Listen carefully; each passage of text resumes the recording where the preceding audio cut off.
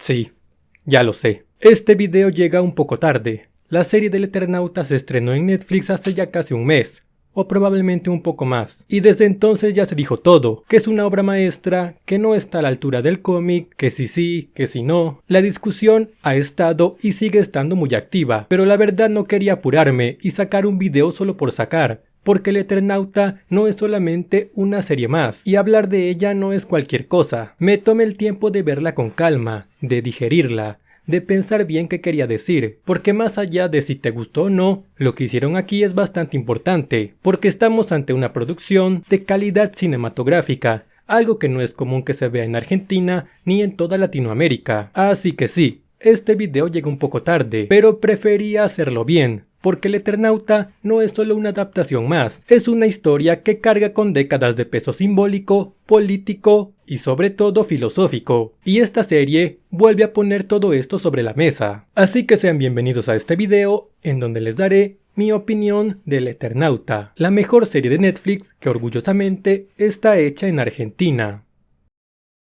Antes de hablar de la serie, hay algo que es inevitable. Porque el Eternauta como historia no nace en Netflix, nace en papel, en tinta negra sobre un fondo blanco. Y para entender el peso que tiene esta adaptación, primero hay que entender qué es el Eternauta en su forma original, la historieta.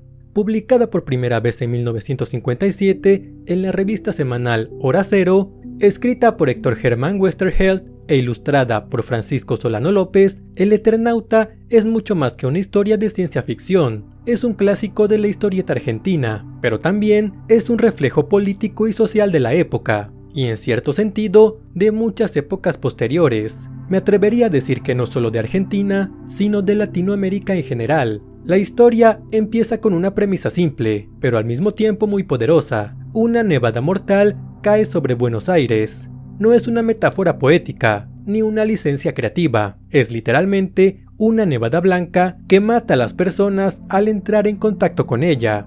Y en medio del caos, un grupo de personas comunes, entre ellos nuestro protagonista Juan Salvo, intentan sobrevivir como pueden.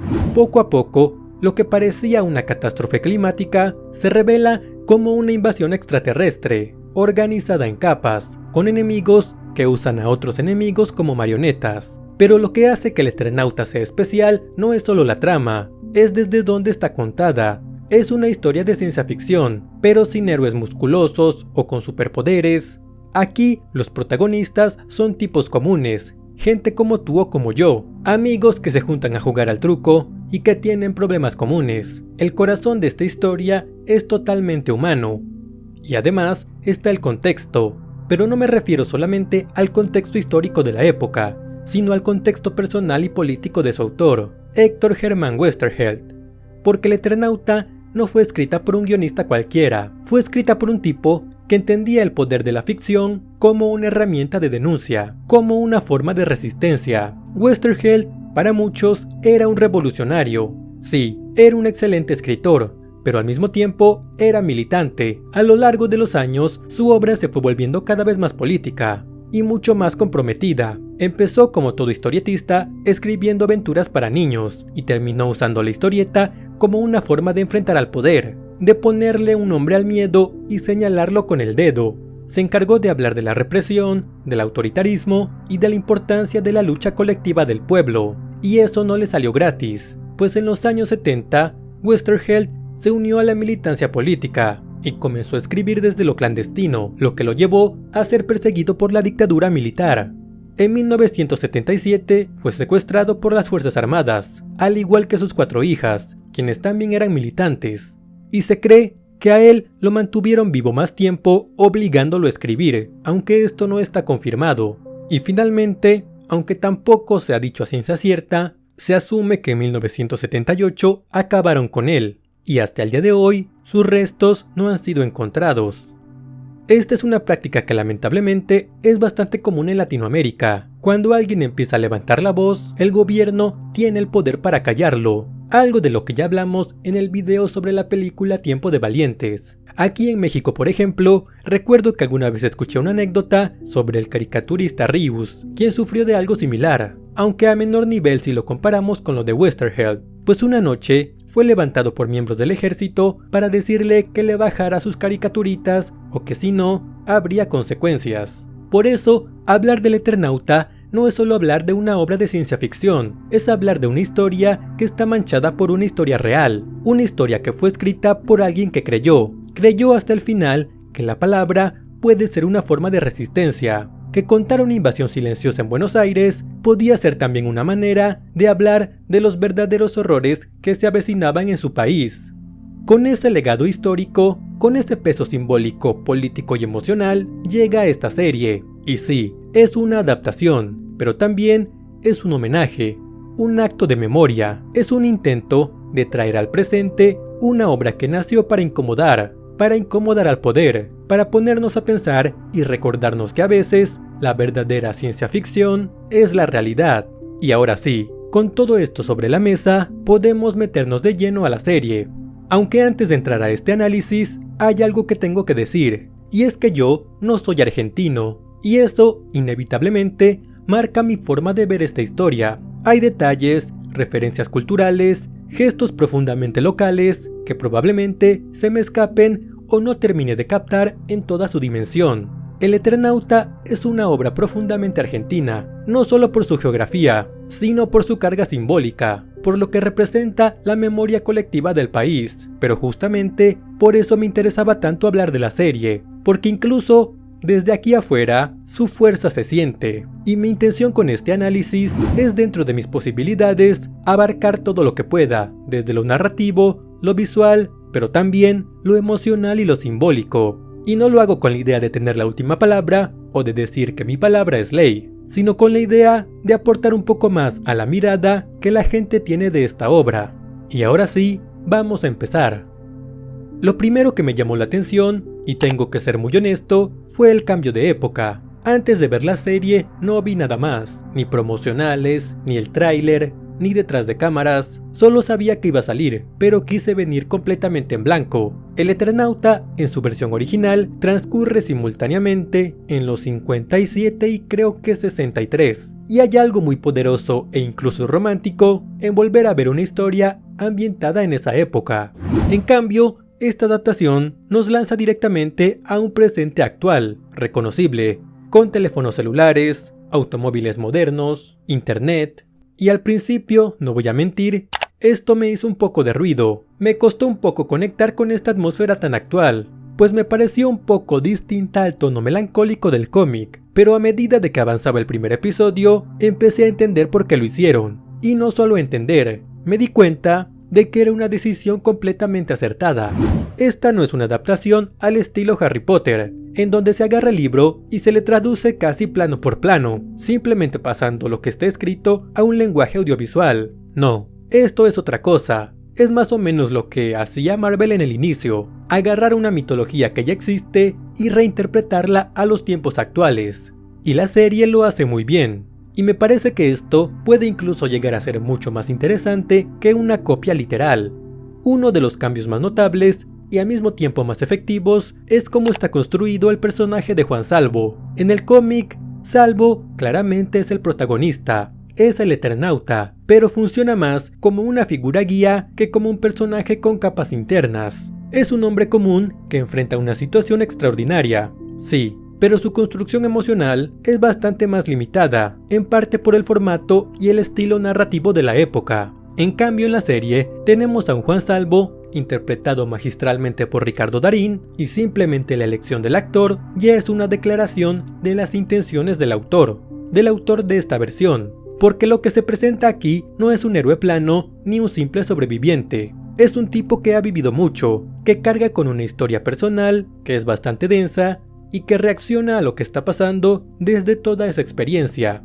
No lo vemos solamente deprimido o derrotado, lo vemos lleno de matices. Hay momentos en los que parece que está conteniendo todo, y otros en los que se deja llevar por lo que está pasando. Es un personaje complejo, real, problemático, y en este aspecto la serie se toma el tiempo de que conozcamos no solamente al tipo que sale en la portada del cómic, sino a una persona con historia, con un pasado que incluso al día de hoy le sigue atormentando. Y eso, sin duda alguna, hace que esta versión de la historia gane mucho más profundidad. Otra diferencia importante es cómo se plantea su familia. En el cómic, Juan, Elena y Martita forman una familia feliz. Prácticamente son la fotografía de una postal. Sin embargo, la serie elige mostrar a Juan y Elena como una pareja separada, probablemente divorciados, y a su hija, que en esta versión se llama Clara, ya como una adolescente, casi entrando a la adultez. Este cambio no solo actualiza la historia, sino que le añade capas de complejidad emocional. Los vínculos familiares están atravesados por la distancia, por conflictos no resueltos y por heridas del pasado, lo que genera una dinámica mucho más realista y profunda, a diferencia de la familia perfecta que tenía Juan en el cómic. Y esta tensión familiar le suma mucho impacto a la situación que llega con la nevada, porque no estamos viendo simplemente a una familia perfecta enfrentando a una catástrofe, sino a personas con historias y heridas que tienen que sanar para después confrontar juntos esta situación. Y en este caso, la elección de Darín me parece perfecta, porque es muy bueno interpretando a sujetos emocionalmente rotos, pero al mismo tiempo dispuestos a hacer lo necesario para salvar a sus seres queridos. En cuanto a los personajes secundarios, me gusta mucho la forma en que la serie eligió adaptarlos. En lugar de calcar directamente lo que había en el cómic, los creadores usaron a estos personajes como punto de partida para construir perfiles más complejos y mucho más humanos. Uno de mis favoritos en esta versión, al igual que como lo era en el cómic, es Favali, quien aquí será más conocido como el Tano. En el cómic, Favali era simplemente un tipo bueno, muy inteligente y básicamente el cerebro del grupo. Incluso en ocasiones funcionaba como un tipo Deus Ex Machina para que los protagonistas conocieran información que no podrían tener más que con sus suposiciones. Pero aquí, el Tano es mucho más que eso. Vemos que tiene miedo, que no es un héroe sin fisuras, sino una persona desconfiada, que duda, pero que al mismo tiempo protege a los que quiere y se protege a sí mismo. Y esto hace que su participación en la historia tenga un peso distinto. Y este es uno de los ejemplos más claros de cómo esta adaptación no solo actualiza la historia, sino que la enriquece, dándole nuevas capas de profundidad a personajes que en el cómic honestamente se sentían un poco más planos. Aunque eso sí, estoy muy agradecido de que conservaran su característico bigote. Si se lo llegaban a quitar, este cambio sí que no lo habría perdonado. Algo que realmente sorprende de la serie es la calidad de los efectos especiales, pues estamos hablando de una producción que a primera vista podría pasar fácil como una superproducción hollywoodense, con un nivel de acabado casi AAA, pero la realidad es que el presupuesto que manejaron en esta serie es bastante modesto si lo comparamos con las grandes producciones internacionales, y ahí está uno de los grandes méritos del equipo creativo, el uso inteligente del CGI. Los efectos generados por computadora no buscan mostrar todo de manera literal o de manera excesiva, sino que se integran de forma muy orgánica al lenguaje cinematográfico. Por ejemplo, algunas veces los cascarudos los vemos de noche y apenas iluminados por una tenue luz, en lugar de buscar mostrarlos en primer plano y de una manera explícita.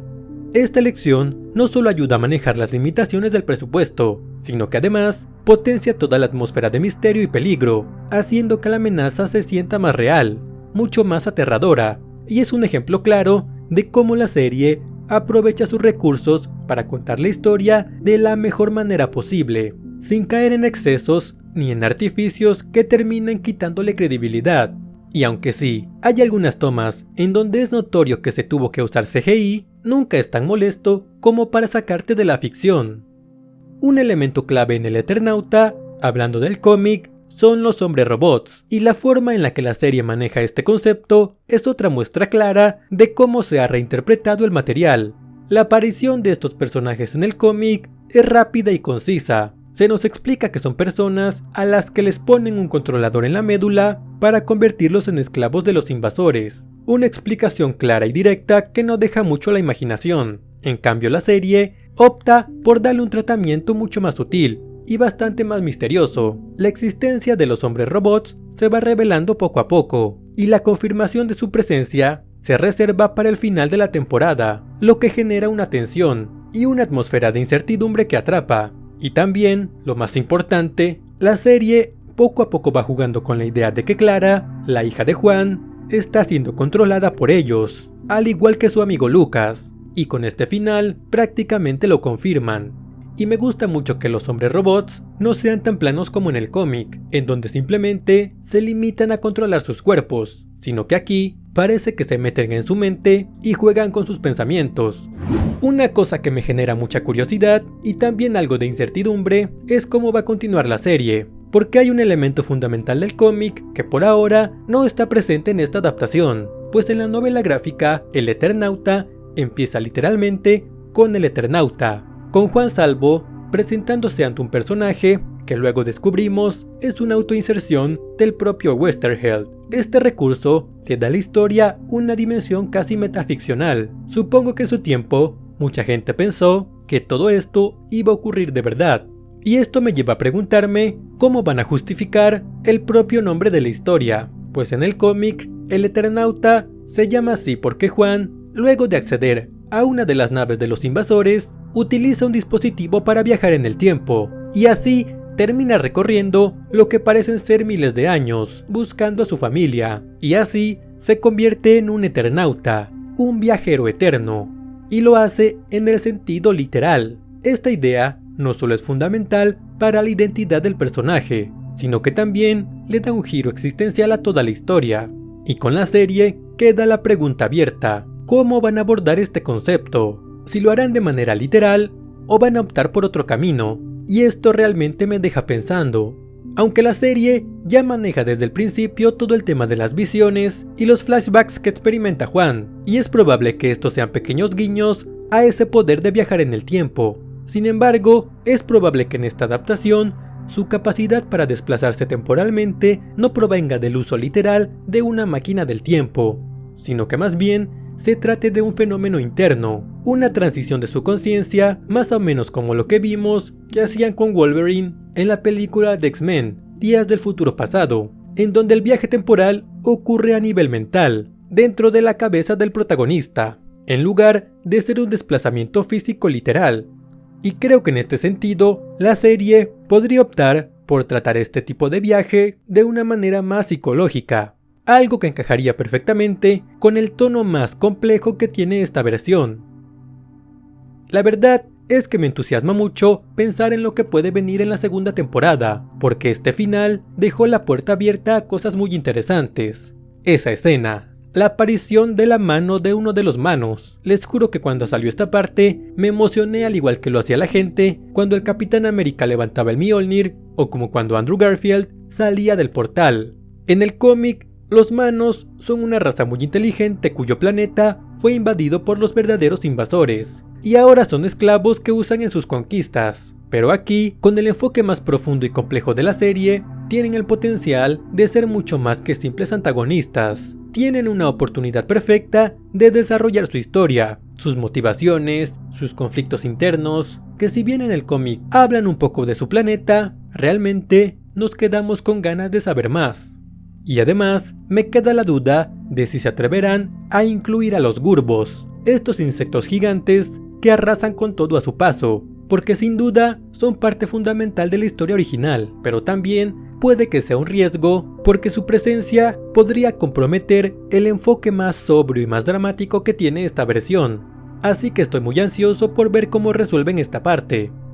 Para preparar este video, me tomé el tiempo de leer el primer tomo del cómic, pensando que la serie abarcaría en su primera temporada todo este arco, pero luego de ver los 6 capítulos, me di cuenta de que ni siquiera llegaron a cubrir la mitad de la historia, y esto me genera aún más interés, aunque por otro lado, aún no he leído la segunda parte del cómic, y hasta ahora siento que la historia original terminó de manera bastante abrupta. Sé que existe la continuación, aunque no la he leído, pero me parece que este final era el que Westerheld ya tenía planeado para terminar la historia, y que la segunda parte la sacó más o menos obligado, pero en lo que estrena la segunda temporada, planeo leerla, y a ver si la serie integra elementos de esta segunda parte para complementar todo lo que estamos viendo. En definitiva, El Eternauta es una serie realmente buena, que se destaca no solo por su calidad técnica y narrativa, sino también por su alma. Y aunque no soy argentino, me siento orgulloso de que en Latinoamérica se haya producido una obra de semejante calibre.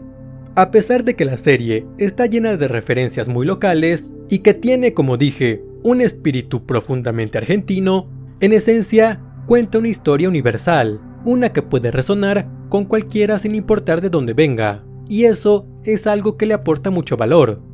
Estoy seguro de que si esta serie la hubieran hecho los gringos, todos estarían hablando de ella, como pasa con otras como Stranger Things, que honestamente, con todas sus temporadas, yo siento que no le llega a todo lo que hizo el Eternauta con solo una. Pero bueno, de esos temas hablaremos después. Y ahora me gustaría saber qué piensan ustedes. Yo sé que en este video me pasé un poco de mamador, pero esta serie lo amerita. Y bueno, con eso terminamos el video de hoy. Muchas gracias por ver. Recuerden dejar su comentario, su like y suscribirse al canal si no lo han hecho. Así que sin más que decir, por ahora yo me voy y los veo en el siguiente.